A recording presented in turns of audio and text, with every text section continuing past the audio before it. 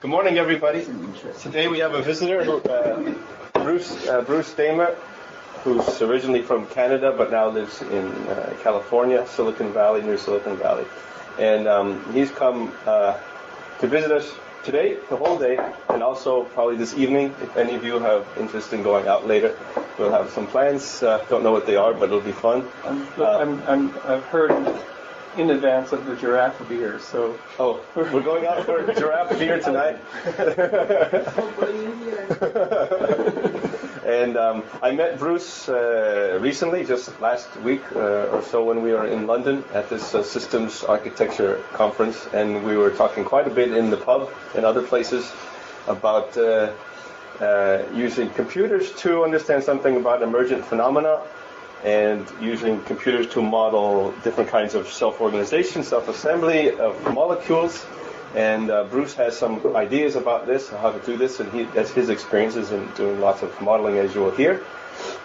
And so he's here to tell us about what he is interested in doing, and also I think is interested in some feedback on what we think about his projects. So thank you for coming, Bruce. You're welcome.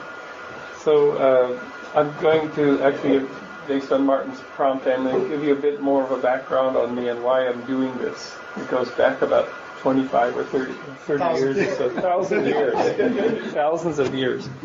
So the title of the talk is The Evil Grid, Laying the Foundations for an Artificial Origin of Life, and hopefully we'll understand what that means at the end.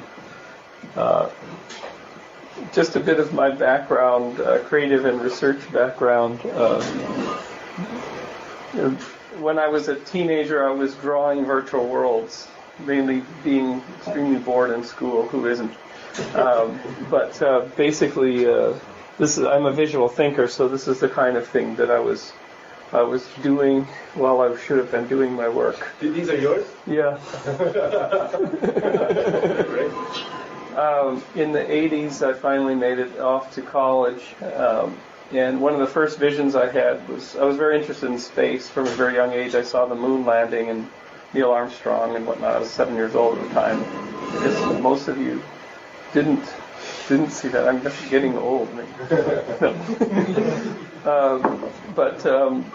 So I always had an interest in space, and it always struck me that if you were going to do serious things on the moon, serious infrastructure, you need to make self-reproducing mechanisms of robotics. And I learned later how hard, nearly impossible this is. And I'll explain a bit more. I went to graduate school at University of Southern California in 1985, and as usual, I'm too soon for things.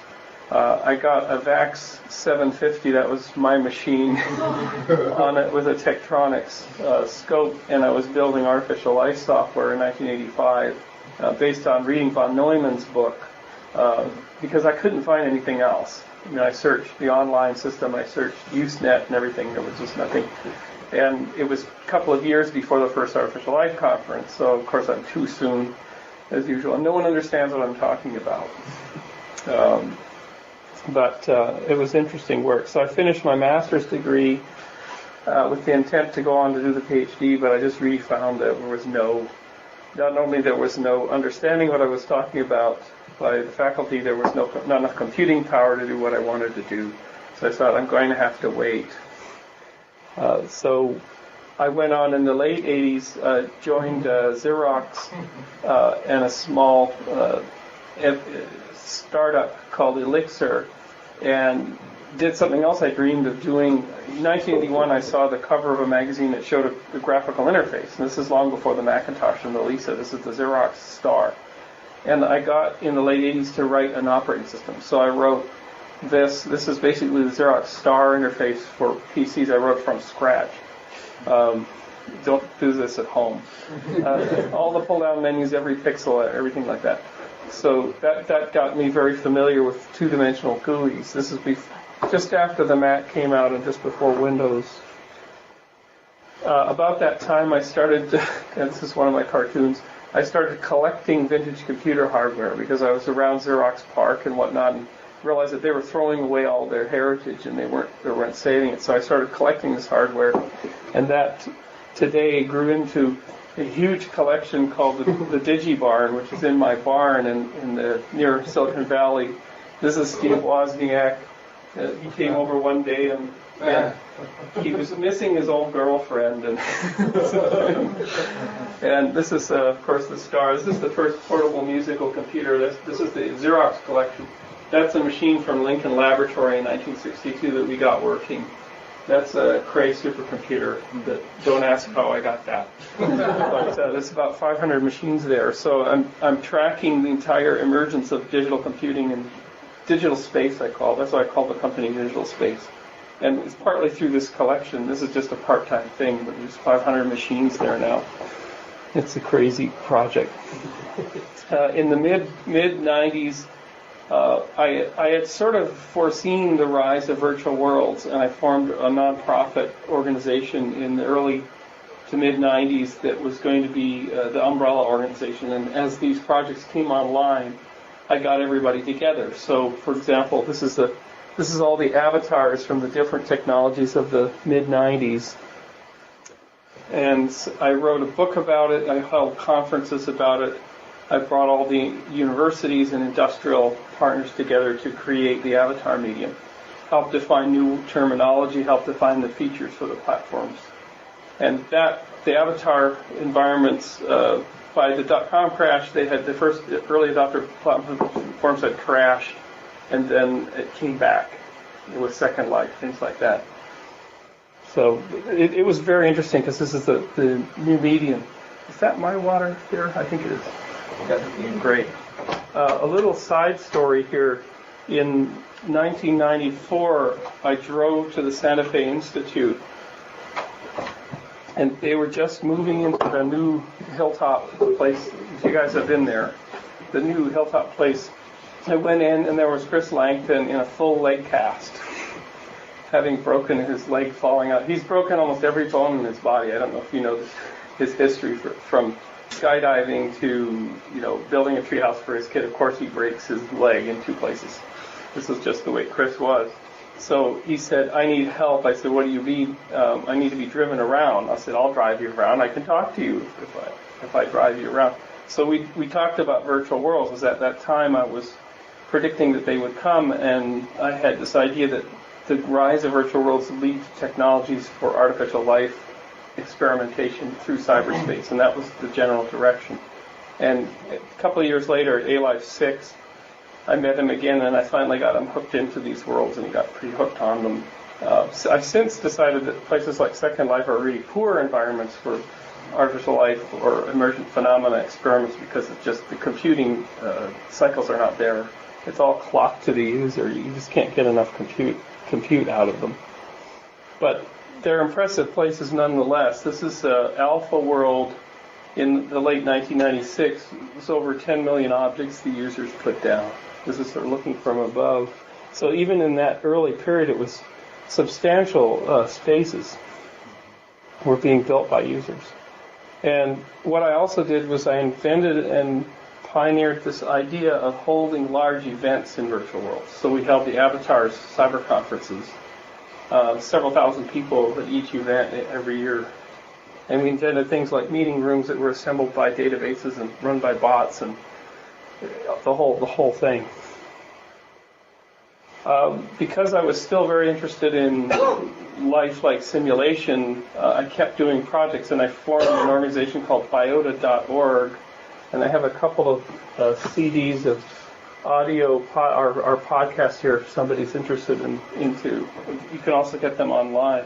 But Biota was an idea that you could bring artificial life, if you will, or bio-inspired things into virtual worlds. And so in 1997, we went to SIGGRAPH with this installation called Nerve Garden, where we grew L-system plants in a shared garden, and it was all hosted online. So that was our first project in Biota. Something relevant to Denmark, this was the first actual virtual world used with a company. It was IHI Insurance in Copenhagen in 1998, so I thought I'd throw that up for. This is a doctor. It's an actual doctor who will sit there and wait for people to come in and ask health insurance questions. This is for Danes that are living abroad. So it was an experiment we did in '98. Gradually, our our virtual world avatars experiments kept bringing in space themes. So this is the Avatars 99 and 2000 conference spaces. This is the Avatars 2000. There's me on the screen. Avatars 2001, a cyberspace odyssey, of course. We ripped off Stanley Kubrick's film. And that led to this event, which was quite fascinating. In the summer of 1999, I had met Rusty Schweikart, and this is Rusty in orbit in 1969. And I remember seeing this launch on TV and seeing pictures of the astronauts, and one of them had red hair. He's got a red helmet. And they tested all the lunar landing hardware in orbit during this mission in March of 69. This is me training Rusty in the spring of 1999 how to navigate in an avatar world and navigate in and out of the same hatch that he's coming here for in orbit in 1969. And this is him today. So there he is on the mission. There he is today. Really nice guy. So what we did was we basically built a moonwalk experience world with the University of Cincinnati actually built it and reenacted the landing on the moon. This is the summer of 99. It's the 30th anniversary. So there's people coming down in world in their avatars. And NASA saw this. And finally, after years of being a fan of space, I finally got an inroad. NASA said, come and do a presentation like I'm doing here at NASA Ames Research Center. And they started hiring us. And basically for the last 10 years or so, they've provided, I think, 25 projects so far for digital space for my company to bring virtual environments and virtual worlds into NASA. And I'm going to sort of show you a few of these projects. One of the biggest success stories in NASA is teleoperations. You hear about the space station and the shuttle and everything. That's very expensive, time-consuming, and risky. Most of the science that NASA has been done with teleoperated missions, whether it be the Hubble Space Telescope or Mars Exploration Rover. So that's the giant success story. So I focused a lot of our work on enabling teleoperations in the solar system. This is a forgotten project from the early to mid-70s, the Lunokhod landers that the Soviet Union put on the moon and ran for months and months, and they went for tens of kilometers in the lunar day-night cycle, which is a severe temperature fluctuation. And this fellow's a general now. He's retired, but here he is operating the Lunokhod and looking at the camera, so just with a joystick with a 3-second delay. It was an amazing mission that has been forgotten. The most famous teleoperated surface mission, of course, is the Mars Exploration Rover, and the height of this camera is actually the walking height of the human. So this is about just over 5 inches. So this is when you're in mission control and you're looking out the mass cam, you can map it to your own body. That's how they did that on purpose. So it's like you're an avatar on Mars, in effect, when you're running the Mir rover. Michael Sims, who's a colleague of mine, basically said, after Mir, Mars has become a place. It's a place that's familiar to people. And some views from the mass cam here. It's very familiar spots, and they've gone, for many kilometers at this point, gradually running out of juice. So we did for Jet Propulsion Lab was this project called Drive on Mars, and it was a public outreach project for kids to use these simulated Mars rovers. And this is where we first put in really detailed physics, because unless you have good physics, you don't have a good feel to it. We used the Havoc physics engine for this project. This was about 5 years ago. We've been invited since then on numerous occasions to help NASA with mission design concepts. So this is a possible robotic mission which would go down a crater slope, and these are very, very steep slopes. This is a shot from Apollo 15, and go into these dark regions that are always dark and look for water ice. And possibly there's water ice in the lunar south polar craters like Shackleton that has been deposited by comet impacts. When a comet hits the moon or any kind of an icy object, you tend to get a plume that forms, and then the stuff comes back down. And if the theory is if it fell into this region, it wouldn't boil off. It would just layer, just like you see in dirty glaciers. My friend Jack Schmidt, who was on the moon in 1972, doesn't believe that they'll find water ice. There's a mission flying this year that's going to actually send an impactor into one of the shadow regions and blow a plume out that they'll fly through. I think it's in about 3 months. But, go on. So this is the typical NASA mission design process. It happens in a place like Team X at JPL, and there's workstations for different parts of the mission, and you're basically locked in a room for 4 or 5 days and fed government food until you finish your work. So there's somebody working on propulsion, someone works on mass, somebody works on budget, someone works on booster package or science instruments. This is the CAD workstation. We've been a part of this where they'll say, we want to go beyond CAD, we want to actually do a drivable simulation that everybody can look at, because it's very hard when you're only working with spreadsheets, which is what most of them are, to understand the whole mission. So this is an example of the crater drill explorer that we did for JPL, or it was actually for the whole of NASA. And I'm going to show you a little bit of, it takes a bit of time to adjust with this projector. Apologies. So this is driven in with a joystick in real time, and the dust that's kicked up here is not very realistic. It's been puffed like that in the atmosphere. So this is showing a soft crater. It's very low analog soil model, but in that time it was good enough to give them a lot of input on the field. So here we are going over some rocks, which is what this suspension is designed to do. They were able to determine this is a radiator to radiate heat.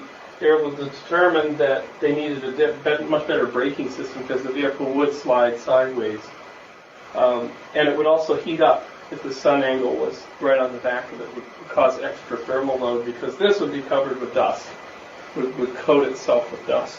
It just happens. The moon's a really hard place to operate. It really is. Now it takes a bit of time to adjust.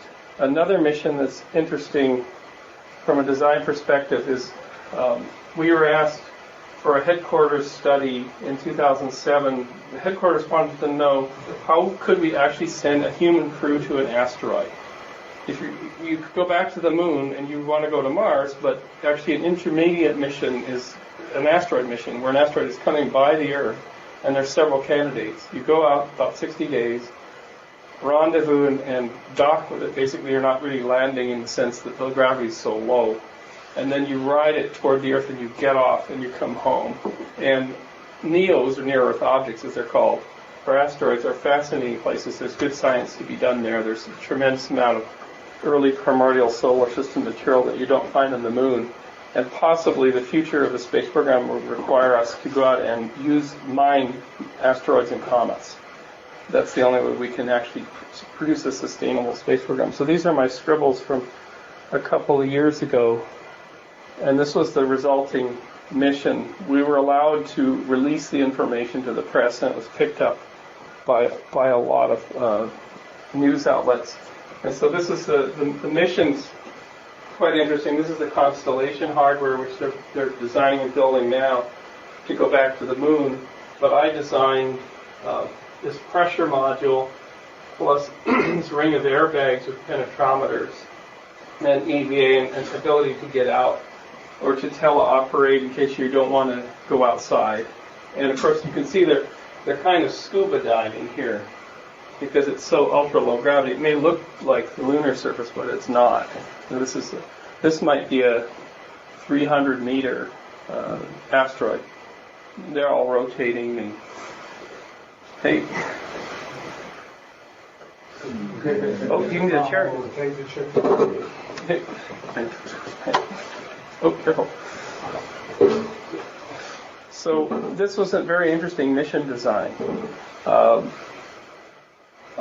run a bit of a movie. We were asked to do a render treatment of this. And this is macro scale physics. What you guys work on is extreme micro scale physics, but this is sort of extreme macro scale. So here we are, we're rotating what's called NSAM down, or Neo Surface Access Module, and they'll see how you're coming in. It kind of looks like the lunar landing, but it's not because you have very low gravity. You're trying to find a place that is secure on the surface. So these airbags give you a soft touch landing. The penetrometers go in and find out if the surface is actually crumbling. It doesn't have any load bearing capacity. And then you've got to figure out how to stay upright. So you're firing your jets. So you try to fire out a tether or anchor system to get any kind of a pull on the surface.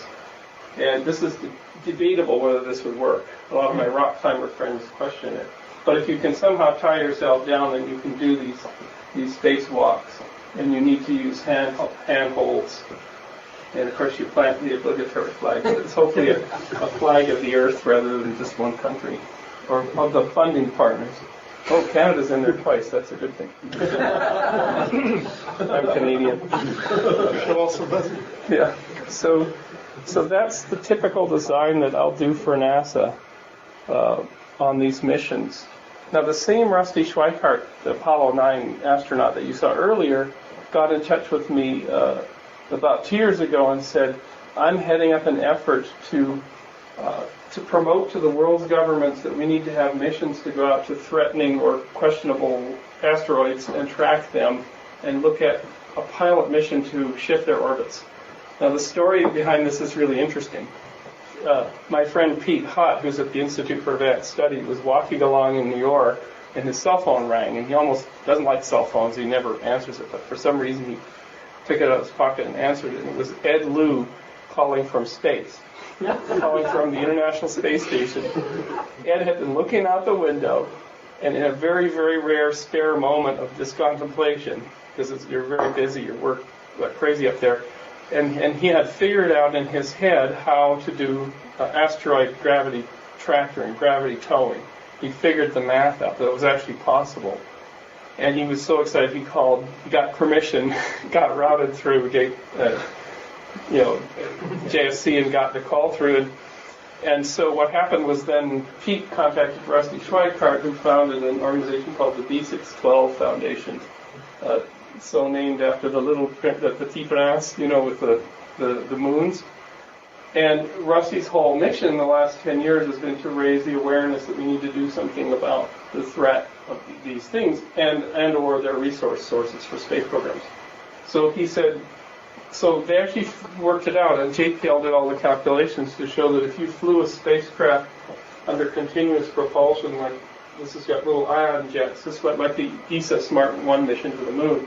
If you flew it either ahead or behind the near-Earth object for several years, kept it in this gravity box region, they call it, you will shift the orbit of something that weighs hundreds of millions of tons, 100 million tons. You will shift it, and the calculations for Apophis, which is a close approaching asteroid, will close approach the Earth in 2029, is you could move it 100 kilometers in 3 years with this solution. So what we did, what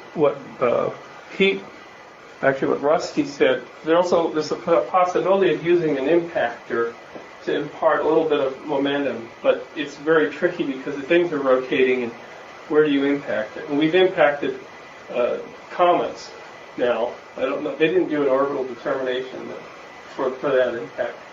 But anything you can do. So this was done last year.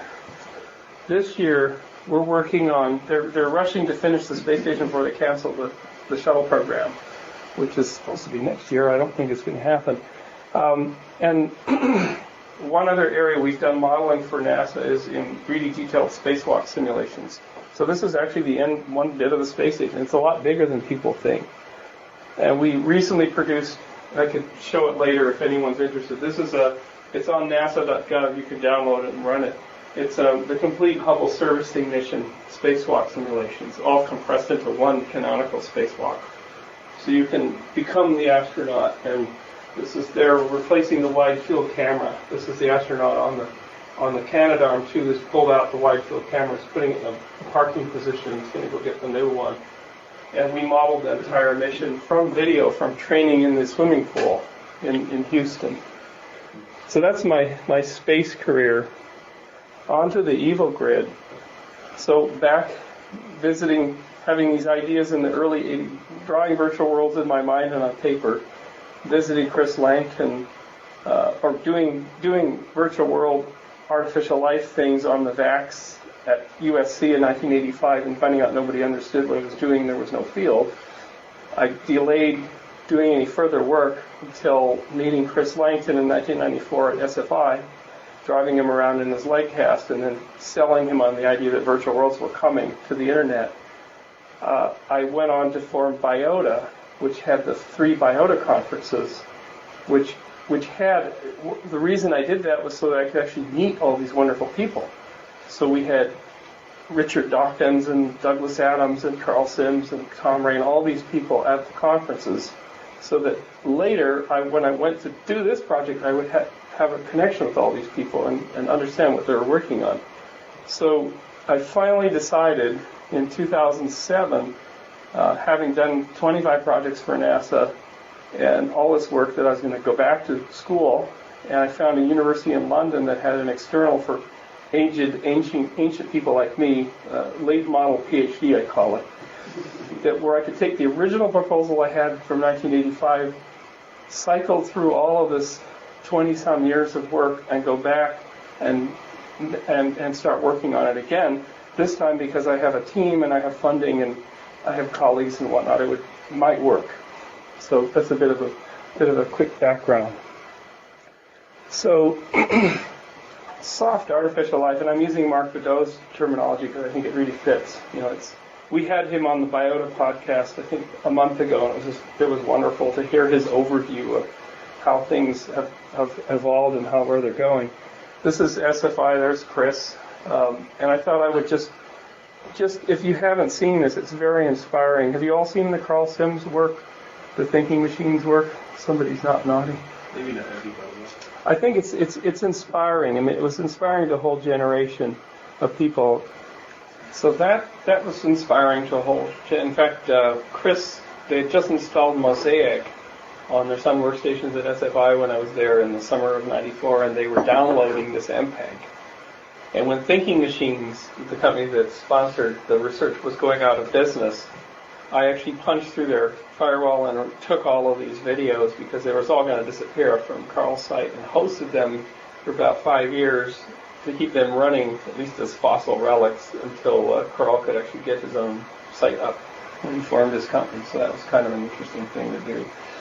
Spore, which was launched last year, designed by Will Wright, isn't artificial life, and he said that, of course, but it probably will interest a generation in bio-inspired simulation, because we know that because SimCity in the early 90s really did.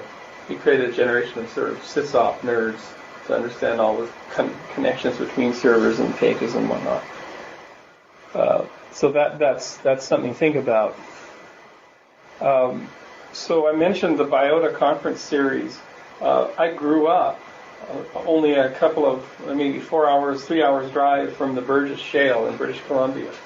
We always knew about it as kids. We knew that there were crazy people up on the mountainside, finding crazier fossils. But by the mid-'90s, I had read Stephen Jay Gould's book, Wonderful Life, and everything, and it occurred to me that what Biota, the organization, should do is hold a conference at the Burgess Shale. And I knew, having been born there and hiked all those mountains, I knew that we could probably get people up there. So I went up there in the winter, went up there when there was no bear season, hiked up there, met the people, and arranged for 60 people to climb up there, which wasn't that difficult because there's actually a fairly prepared path. But it is about, you're going up 2,000 meters, which is a lot for overweight paleontologists who just sit in front of computers in Chicago. And so I then created the Digital Burgess Conference in 1997, which was held at the Banff Center. And again, it was kind of a little bit of a takeoff on artificial life, but more visionary exploration. That was the purpose of that series. And then I invited Richard Dawkins and Douglas Adams, who couldn't come due to a family emergency, but came to this next conference. But Carl Sims came, Tom Ray came, paleontologists came, scientists, computer scientists, writers. It was quite an event. And we did we did go up to the Burgess Shale, and this is what it looks like. This is Tom Ray. And this is the chief paleontologist who was in charge of the field season up there. And this is an actual fossil. It's a soft body preserved critter where you can actually see what its last meal was.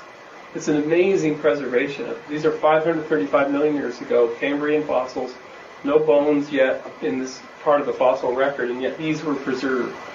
It's very interesting geologically how that happened. But this is about a city block long now that's been excavated, and virtually every piece of shale has creatures, has fossils on it. And they're throwing them away for the most part. Oh, it's another Otoia, it's another Weewax, it's lost that. You're not allowed to take any of them or you're prosecuted for poaching. Poaching a half-a-billion-year-old animal. But so we took the group up there to launch the Biota conference series. This is Biota 2 in Cambridge, very different environment. This is Richard Dawkins doing his talk there. So this was more focused on emergence in sort of in the heart of A life. Actually, there's a lot of roboticists there. There were robotics. This is at Magdalen College, Cambridge. They gave us umbrellas, souvenir umbrellas. So a different type of a conference. Sorry, this is wrong. In '99, Digital Biota 3 was at San Jose State, and it was hosted by Rudy Rucker and Drew Sterling, and they were visionary kind of science fiction writers. We thought that would be and game developers came. And then 2004, Digital Biota 4 was at the North American Paleontological Convention. And actually, I think that the International Society of Artificial Life was being founded at that time, because I met some people. We're planning Digital Biota 5, and that will be, it was going to be at Shark Bay, at Hamlin Pool, at the stromatolite locations, and I even had set up Paul Davies to take us out there. But then the .com crash happened, and we just couldn't raise any sponsorship. But Digital Biota 5 may be on for next year, certainly not when Artificial Life is held here. We make sure that, and we're not sure on the location, but the theme is probably going to be design, elements of design and emergence. Of course, you are all here embodying the wet artificial life movement that Mark has given. We're classified everyone into. This is some of the Bartlett School's renderings. I don't know if you showed them to the group yet. Some people saw it, not everyone. It's not everyone. I just grabbed one just to sort of bring the Bartlett in here. Everything else you're familiar with. When I actually look at physical things, which is kind of rare, and I look in something like this, it just boggles my mind how much computation is going on. It's almost an undoable problem to simulate this kind of thing, but there may be methods. So the PhD, after all this 23 years of in between stuff with virtual worlds, the PhD subject that finally crystallized for me is this book, which was published a couple of months ago, and it's a very large collection of essays. It was published for Darwin's birthday. It's called Divine Action and Natural Selection. There's, I think, 35 authors here. It's a wonderful book. It's actually a head-to-head dialogue between scientists. There's a cardinal of the Vatican who's the head of the Vatican Observatory. There's a Nobel Prize laureate for people like Seth Shostak from the SETI Institute. There's Muslim fundamentalists from Turkey. There's American fundamentalist evangelicals writing here. It's really quite amazing. I wrote a chapter called The God Detector. So I'll leave you to guess what that's about. The co-editor of this book, Richard Gordon, wrote about Hoyle's challenge. And you know about Fred Hoyle's comment about 25 years ago that junkyard science, he called it, where would a tornado go through a junkyard and assemble a 747, etc. And so what emerged out of this book project was Dr. Gordon's challenge, could artificial life spontaneously arise from artificial non-life, and does that shed light on the origins of life from non-life? And then it becomes a definitional problem, because what is artificial life? What is artificial non-life? after meeting Richard Dawkins at our second Biota conference, I went to Oxford to have tea in his drawing room, which is quite an amazing thing because you're served tea. His wife, she was the actress who played on Doctor Who. She was the assistant because Douglas Adams had introduced them on the set of Doctor Who, and they got married. So she's this wonderful woman who comes out and gives you tea. And I asked Richard how he felt about the artificial life field since we had the conference in Cambridge, and he actually was focused on things that became the God Delusion project later. He was focused on, I think it was the daughter-in-law that was being taken away at the age of 12 to a Catholic convent, and he was just totally terrified of what would be put into her mind and how she would be programmed, basically, and he felt it was child abuse. And that's what comes out in the book. But I explained to him the idea of this idea framed in terms of a sort of an annual competition where you would have people try to build lifelike systems that emerged without people messing around with them. And he was very interested in being involved, and in being involved and actually to create the categories of what you thought of a living system. I know that a lot was defined in A-Life 2. There's a very crisp definition there. But Dawkins was actually very interested, and it surprised me because he wasn't, since the biomorphs, I don't think he's really looked at this that much. But I'm going to go back to him to see if he wants, now that he's retired, I'm going to see if he wants to be involved in this in some way. So in order to sort of explain to myself what this was about and also generate interest, I had one of our NASA animators create a short movie, which I'll show you, and Vision for the Evil Grid, really a thought experiment of what could happen in a whimsical way sometime in the 21st century if this kind of thing works.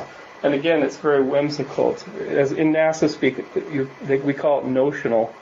So there you have it. And this is up on YouTube, and it's had a few hundred views so far. But it's basically a provocative but lighthearted look at this concept of linking soft and wet artificial life somewhere down the road.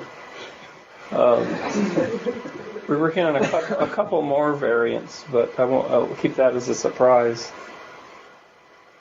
So that's not the subject, really, what I'm come to talk to you about today, because that's too large of a piece of work to do in a PhD, for one thing. And really, what it comes down to, in looking at all the systems that have been built by amateurs and by academics over the last 20-some years, one of the comments that I go back to is, actually, let me tell you a precursor story. I'm a visitor at the Institute for Advanced Study, which is this funny institute in little weird brick buildings in the woods in New Jersey. But it's an interesting group of people. And in fact, I'm going there in a couple of weeks, going back there in a couple of weeks to try to talk to Freeman Dyson. But it turns out that at the Institute, and the Institute was founded in 1931-32, it took in a lot of people from Nazi Germany, including Albert Einstein, during the war. And it's really pure research. There's a math department, there's an economics department, physics department, history department. But in 1946, John von Neumann, right after World War II, and there's all these wonderful people released from government projects in places like Bletchley Park, appears at the Institute and is able to get funding from the Atomic Energy Commission to build a really rocking digital computer. And this is the era where everybody's saying, digital computers, they seem to have worked somehow, and we should all design our own. Now, what von Neumann did, he was a brilliant architect. He got a significant amount of funding, but the Institute didn't really do laboratory things. They didn't build anything. So in order to get this project done, they had to put it in this little hastily built brick building far away from Fould Hall, where no one would notice, and the trustees sort of put up with this. And then all these people would work sort of 24 hours a day assembling this machine, which was 2,600 valves or vacuum tubes, 40 Williams tubes, which are these cathode ray tubes for fast storage, and a drum system for memory, and a modified IBM punch card system to drive the thing. And that actually became the basis of IBM's entry into the computer market. People don't know that. But this machine was amazing. It was truly, it was the first open source hardware project as well, because von Neumann, every quarter, if you sent your name and address in and seemed like a valid person who might actually use this information, they would send you their quarterly reports, which would say, here's the progress on the design of the Institute for Advanced Studies computer, and feel free to use any of this you want. And so all these groups sprang up. They were springing up at universities anyway, and they were saying, let's build a digital computer. They'd get these reports and realize this guy had figured it all out already and was building it. So they were all racing to build their own von Neumann machines. They knew that John was building his machine at the Institute, and some of them said, we're going to get ours up first. But they adopted the architecture of registers and cache memory and serial yet parallel processing and external memories that are slower, etc.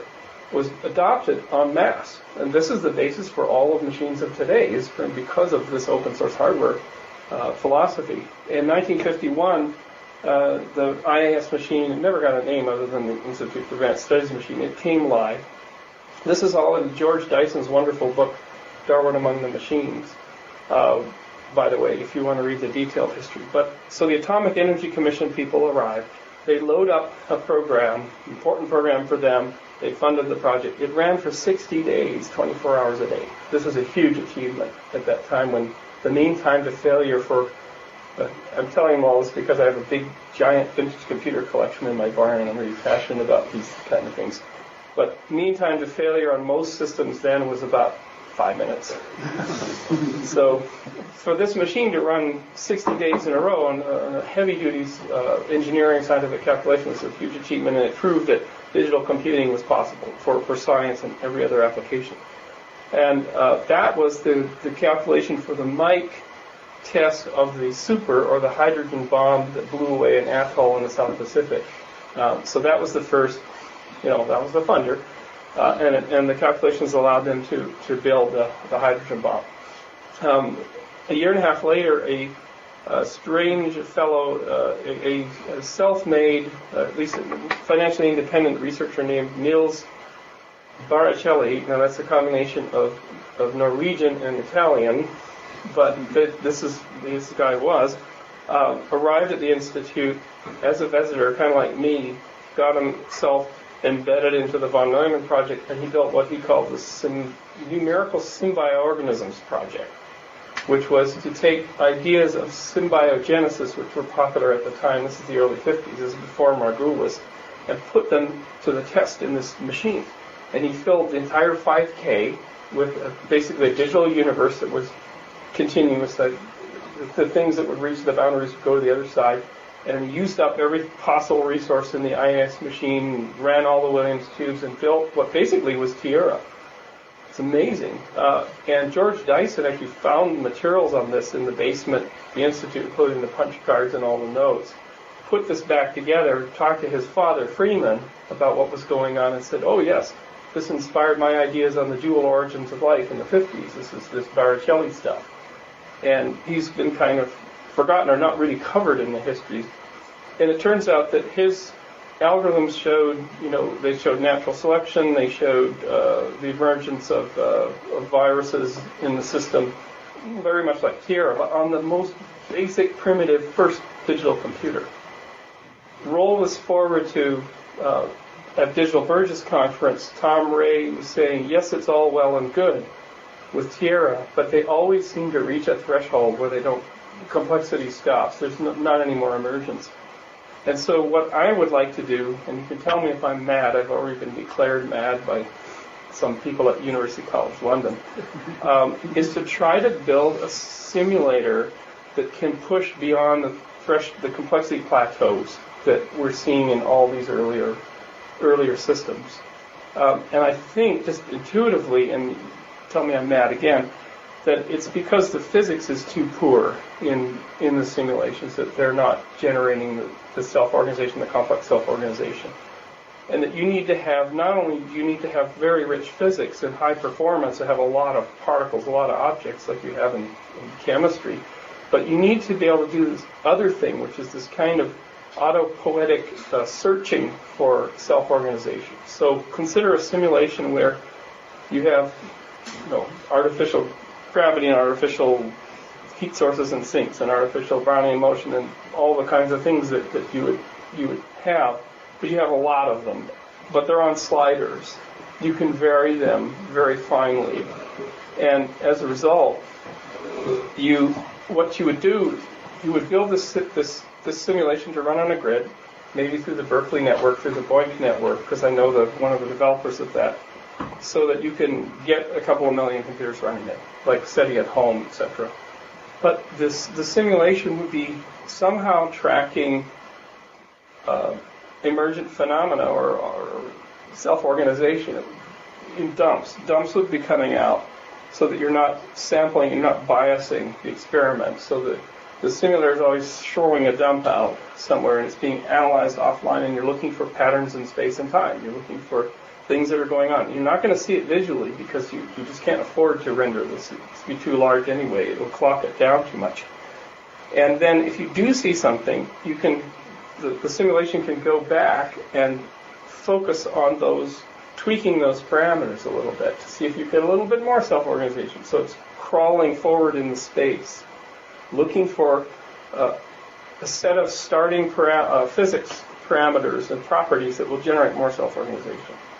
And really that's the extent of what I'm interested for this PhD research, in showing that either building a prototype, and I do have about a year of funding for at least one engineer from NASA to do this, and I probably can raise some more little bits and pieces dollars here and there, of building a prototype to show this in a sort of toy way, or proving that it can or can't be done in some other abstract way. But I'd rather build the simulation, see if we can run it, see if we can actually steer into the problem space and steer toward and show that we've gotten to more complex self-organization than we would have otherwise, once we had control over those parameters. Because that could be the foundations for much work later. Because the trend in computing is multiple cores. So we're not getting any more CPU speed because of the heat problem. We're getting 8 cores, 16 cores. Intel has a 24-core die in the test rack right now. So conceivably, in 10 years, you might have a 1,000-core machine. In an NVIDIA card, you've already got hundreds of cores. You've got pipelines. The Boink network, the grid network, uses those. If you sign into Einstein at home, uses NVIDIA now. So you're taking advantage of these huge number of cores. Carl Sims is working on a 2,000 processor thinking machine, a connection machine that had lots of cores. So think of the future of computing giving you these tools to do this kind of thing. So in a sense, the EvoGrid project is really targeted toward when the computing does have access to thousands or even 1 million cores to do things. So, and this is where my knowledge is starting to run out, and I really need a lot of help. But some of the properties, I do a lot of scribbles, as you can see from the previous slides, trying to come up with things in the imagination where you're trying to simulate space, where you're squeezing. This is a directed graph version of it. You're squeezing and shrinking directed graphs to create longer and shorter paths, to create kind of a simulation of either energy flows or phases of matter or whatever. I built that model last year. It seemed to me that it was too inflexible, but you want to have some of the properties that you're seeing there. And this is where I need a lot of help, because I don't understand what properties are important and how do you quantify them. Of course, here's Harold's membrane. So this is the one thing I could find on his website. It says, source available soon. Yeah. So I've assembled an advisory group, and they're now passing a whole lot of inputs, like, do you do multi-grid or multi-resolution simulation? Can you afford to do that? The original von Neumann architecture is pretty elegant. It doesn't have any object-orientedness. It's just a gigantic batch processing, and it's sort of appealing from the simplicity standpoint. Chris Langton, when they built Swarm, it was also a giant go-to loop, just going through as many objects as possible, as few indirections as possible. So I mentioned this grid ability, and it has to, of course, be secure if it's running on people's machines at home. So it really it's just a computing box that's sending a frame back after it gets a frame done, if you're doing that kind of treatment of the observer function, if just to avoid the possibility of biasing the simulation by somebody seeing somehow the observer function recording emergent phenomena and all these users going in and observing and biasing the simulation and giving it more information than it should have, it's done offline. So the simulation would hit a clock cycle, dump a frame, and then that would be analyzed somewhere else. So it doesn't affect the computing speed, it doesn't affect, there's a regularity to it. So that was one of the concepts that came from the advisory group. Then I got into this whole belief that maybe it could be done with a gas lattice cellular automata system. So I started doing all these funny drawings. And then, of course, discovered there's a large literature in this, or large enough literature. So the particles are coming in and they're aggregating at these points, and they may be hitting a kind of a graviton particle that shoots them this way. So that's a simulation of gravity. You've got there's only particles in the system, and there's a particle that emits a gravity impulse, or there may be a particle that says you're sticky, you can be sticky here, or I am heat. Another way of skinning the cat, as we say in English. Perhaps you could also have, crowding models where there are enough particles that the time it takes them to move anywhere gradually gets more and more and more. So you have settling. Or you might have a solid might be where it's pretty much infinity, and they're only moving short distances. So you're simulating part of the space that's solid. So really the next steps for me is to keep traveling around the world and building up an advisory network, trying to figure out what the best practice, existing core components, maybe like Harold's component, when that little link works and you can download the source code, and do all this design, try to get something. I want to try to get something up this year, working this year. Peter Newman, who's going to be, he's works for Digital Space for the last 10 years, he's going to be the chief architect, getting heavy lifting programming done, starting on March 1st. How does it correspond to wet chemistry? Does this suggest an eventual bridge between soft and wet A-life? Now, the interesting thing is that there's something interesting here, because if you have these simulated universes with physics sliders, you're actually characterizing in a toy universe way systems that could generate emergence or self-organization. They may never be correspondable to the physical world, but it's an interesting exercise. You could eventually have a continuum where you could say, all along here you could get lifelike emergence, and over here it's pretty tough, but it can happen. And so if a universe existed out there somewhere that had these properties, it would have more life in it than ours, or less. Alternately, one of the interesting things for exobiology would be if you in 50 years you get really good simulators of 1 billion cores, and you, instead of just going to Mars and drilling into the ice cap of Mars, as they did this summer, you would completely characterize and model that ice cap in the simulator and figure out if something could in principle be there. Given an understanding of its history of how it occasionally melts and settles and melts and settles, you can actually do predictive simulations of where life might be. And that's an interesting possible application.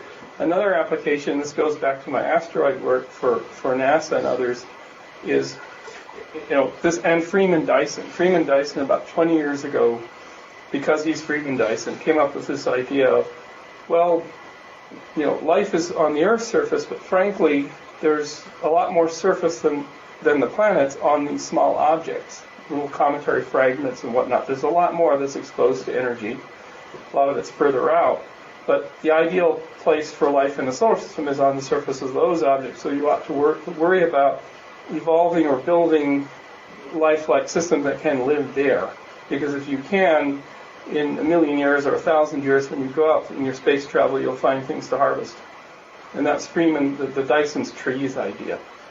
And this is, of course, extremely far-fetched and way out there. But, of course, the panspermia idea was as well, when we find out that maybe there's bacteria living in asteroid or crustal material that's been blown off and is surviving for long periods. It's probably very dormant. It's not really doing anything. But perhaps if one was to get a free ticket to go to see an extraterrestrial civilization, you might find that their home planet is surrounded by asteroids and they're mining it, and that the small rocky and icy objects in their solar system is just crammed with life, because that's how you do it. You send life out in advance. A metaphor for us is Antarctica. Settlers could come to North America. It was fine. There's breathable air. Earlier peoples came there. There's already biota there. Antarctica, no. Despite the fact there being breathable air, everything is airlifted in. Antarctica's like another planet, effectively, on Earth, with breathable air. That's the only advantage you have. So the philosophical implications might be, this was the discussion I had with Dawkins was, would you as a biologist, take a career risk, and he's already taken all the risks you would possibly take in a career. Having looked at sort of annual review of these systems that are showing emergent properties, would you declare them worthy of study as a living system without having to declare them to be a living system? And he said, oh, certainly. So that was interesting. He said mainly because it would help push biologists to define what a living system is. And I've just talked about how could you use an evolution machine, or you have the term living technologies. I'm thinking of a parallel term, evolution technologies, to just describe the use of the power of evolution in software to accelerate and build new creatures and build new drug solutions, etc. One of the spin-offs it could be, if you could build an EvoGrid-like system, maybe you could simulate entire processes in a cell. Maybe you could experiment with cancer drugs and cancer solutions. If you had done all of this, there would be spin-offs if you could build such a system. And of course, how does it, hence the book that just came out, how does it affect our sense of God, place in the universe, and the future of life if we undertook such a large project? So that's evolution technologies. No idea if that will catch on or if that'll be doable, but external advisors currently signed up, informal external advisors, with these fellows, some of the old artificial life people from the old days. I haven't seemed to get any touch with Chris Langton, so I have no idea what he's doing. If any of you know, you may not be interested. Some of these are some new people with startups in Silicon Valley that are quite interested, and the Institute. And prospectively, perhaps people from here, if they're interested in looking at, and anyone else, Harold possibly will be. So that's what I'm assembling on that side of things. And all the resources, such as they are, this needs to be completely redone. The web pages always get done sort of later. EvoGrid.org. The Biota is a weekly. What we did in 2005 is we started packaging all of our 4 conferences, all the audio, and putting it into a podcast, because we realized the community needed that. They needed a facility. And then Tom Barbalet did this, and then Tom started a Blog Talk Radio call-in show that runs every week. Mark Beddoe was on it a month ago, and it's a news mechanism for the whole community. It's really quite something. There's a couple of CDs of about 2 months ago of collected audio. If you want to see the space simulations, digitalspace.com is where all those are, and they're all runnable. And all of our work is open source. And it's macro-level physics, but it's all ogre-based. ODE and other engines can be plugged in, and it's all available if we should need such a platform. NASA continues to fund its extension. And most of the funding has come from NASA and some from the NIH for this work. And it's a nice closing thought. A New Yorker cartoon. You can't get better than New Yorker cartoons for you guys. And that's it. Thank you. Thank you very, very much for that. Very interesting.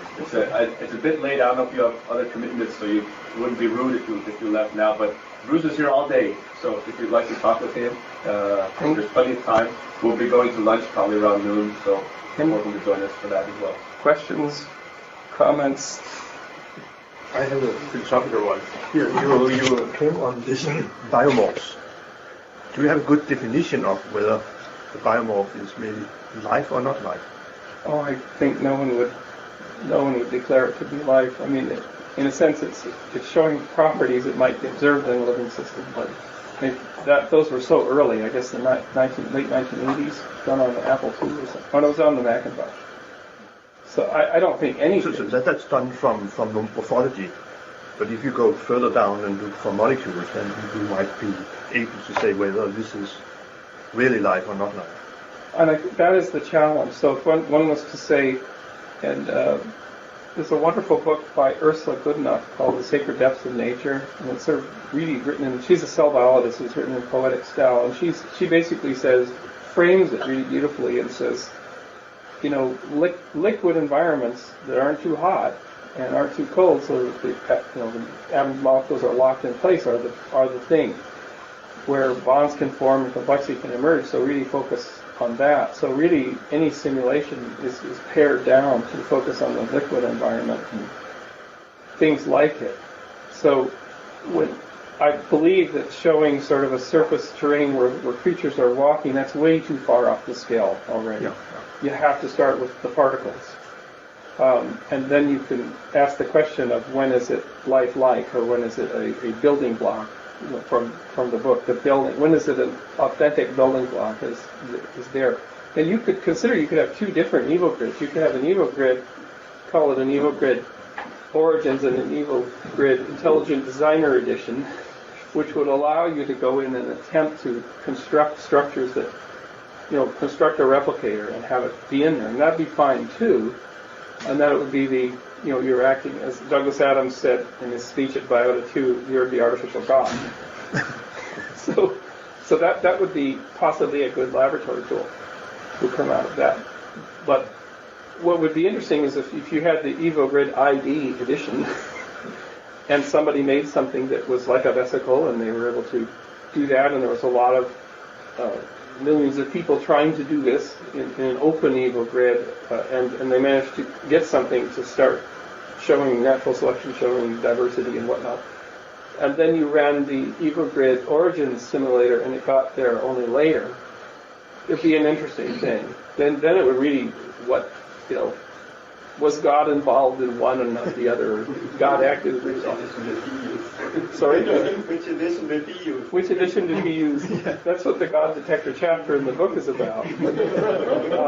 And there's the next version of the EvoGrid movie, it's called the God Detector version. There's a light bulb screwed on top of the simulator, and God appears behind the simulator, can't stand it anymore, goes in and makes something, and then is detected.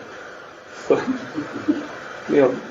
the fundamentalist God that's controlling every atom, just very restless and very creative and frustrated when things don't go his way.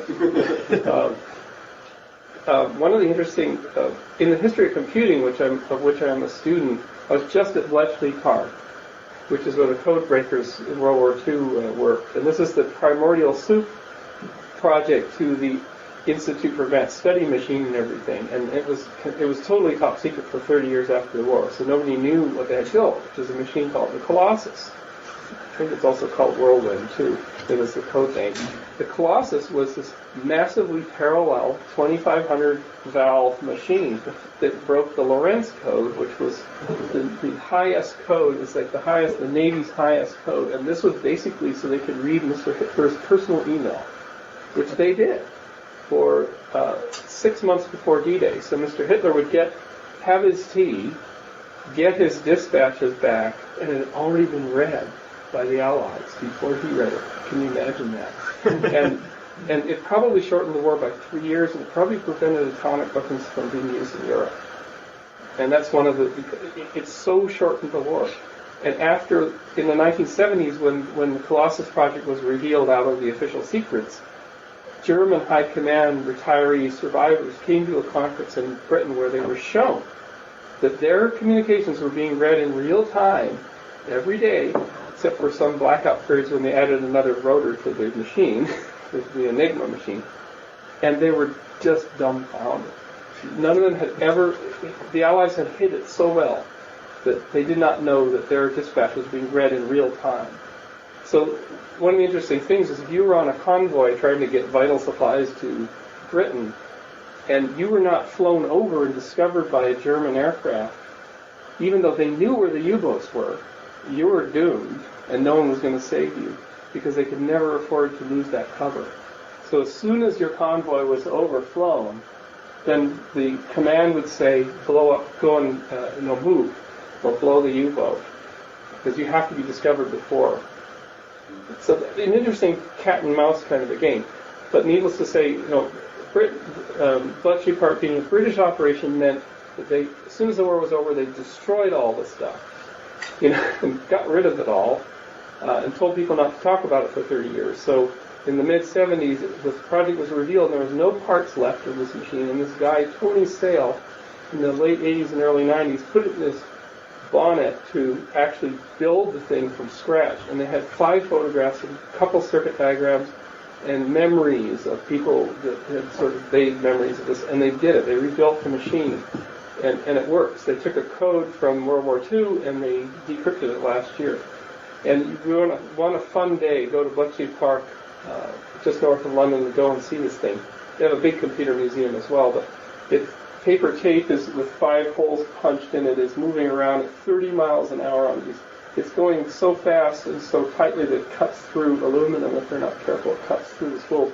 It's being read by a photodetector, and it's going through this cascade and there's clicking sounds and knock sounds, and it's really quite bizarre, and there's heat coming off the machine, and they shut it down every day, and then they gradually power it, and vacuum tubes are blowing, and there's a big box of blown vacuum tubes, and they have a 1-year supply left.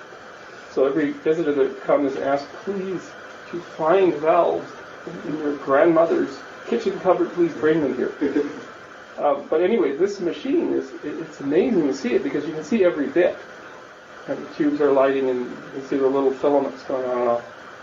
But that was a flow algorithm that they can crack a code in 13 hours that will take a rack of Pentiums 45 minutes. So it's not a whole lot of difference in a dedicated machine. So and that's the precursor to everything else. I don't know why I started telling you all this, but it's fascinating. Any more questions?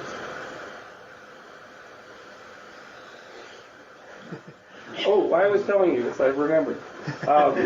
Because in computing and in simulation, the following thing seems to happen. You get, recording this from out notes, you get these inflection points or break points, could be thought of, where the simulator can now run faster than the thing it's simulating. And this has happened throughout the history of building simulation. So perhaps, in terms of Bletchley Park, the Colossus could run faster than the Wrens or the ladies, World War II, ladies that could do the calculation by hand or on comptometers. So it outran that. It outran a huge building of 1,000 women. So that was, one break point. In terms of my work, 3D rendering, now, certainly by the mid-1990s, could be done faster than an animator could do it, or certainly in real time, i.e., that you could render and write to film, and that's what made it possible to do Toy Story and other things.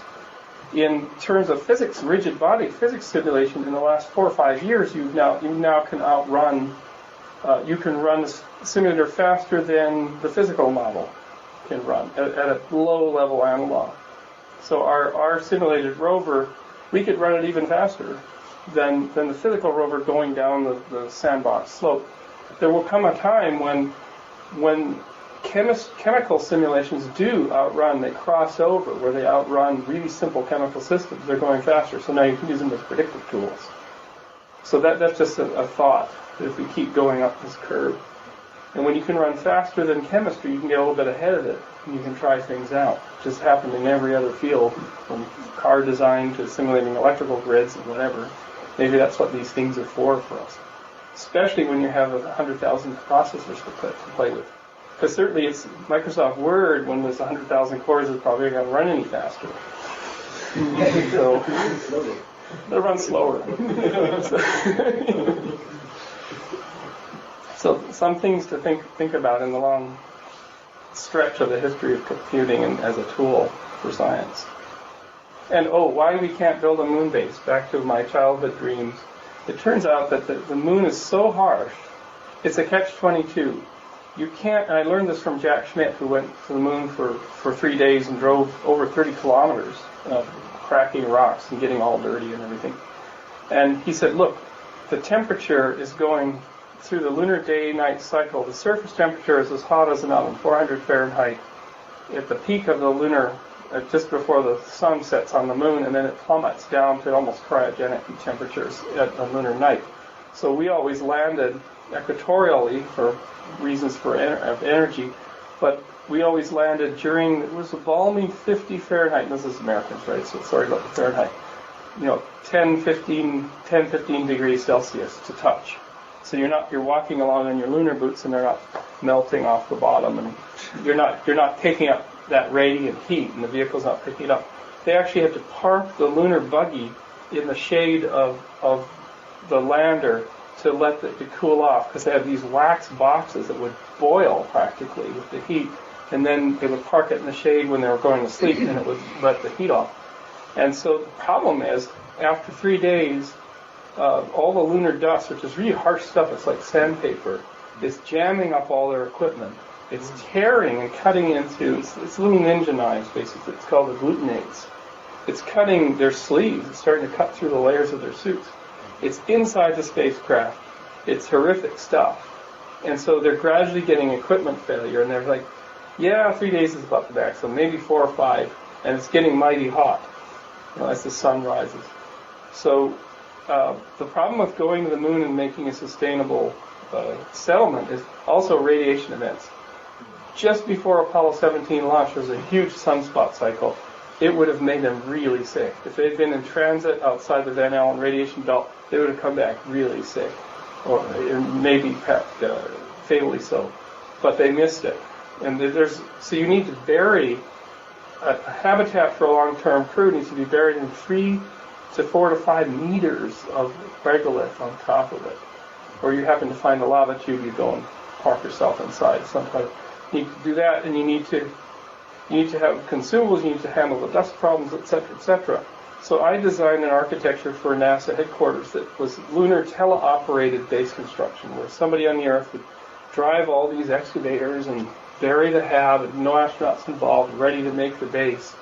That would take probably 10 to 20 years of trial and error. My brother works as a heavy equipment operator in a mine. He drives trucks that carry 300 tons of rock.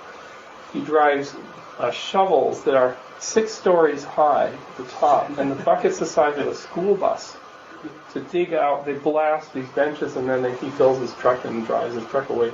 And whenever I show him this stuff, and I'm very virtual and he's very physical. He loves to drive the simulators because he can always defeat the virtual geometries. But he just laughs. He says, "You have no idea what you're doing, what you're talking about. If you have a robotic piece of mining equipment," and they've tried to develop these things, they need a mountain of spare parts. They need a guy in a pickup truck. They need a building next to it where there's guys watching porn DVDs and frozen pizzas. And when the machine breaks, they're coming out there and they're wailing away at it, trying to get it, because it's a robotic miner.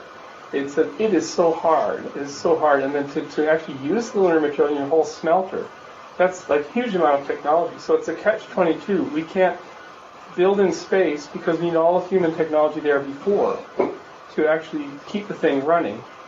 You can't have people standing there building it because they won't live. And doing it with robotics is so hard with people who really do it. And effectively, what I think of this as the quality of, I have a 5-acre farm in California, and I've learned we raise pigs, we raise our food, etc. And I've learned that every square meter of that land has a maintenance plan. Here in Denmark, things are well maintained, and if you came to my place, you'd probably be pretty horrified. But I could only do so much. But human civilization has put enormous effort into maintenance of its environment. And in space, there's no infrastructure for it. So we're stuck. And we think we have complete control, but leave this, even Denmark, leave it for a year and see how much still works. New York City would flood in 48 hours if they wouldn't be able to pump the subway. So human civilization creates this artificial sense of control and mastery over nature that we really don't have without having an enormous amount of continuous maintenance. So that's why lunar bases aren't coming anytime soon. But thank you for coming.